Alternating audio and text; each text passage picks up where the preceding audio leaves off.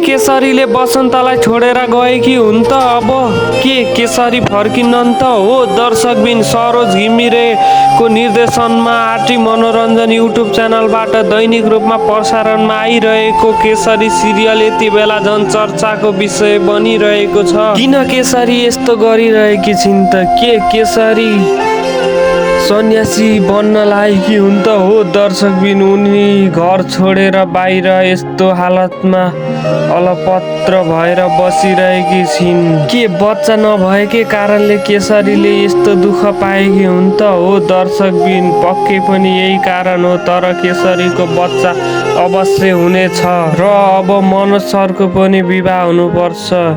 तर पनि उनको दुलाईले अरूलाई नै मन पराउने रहेछिन्। तर पनि मनोज सरले भने उनलाई असाध्यै माया गरिरहेका छन् र उनले पनि मन पराउने नै छन् र उनीहरूको विवाह पक्कै पनि हुने नै छ।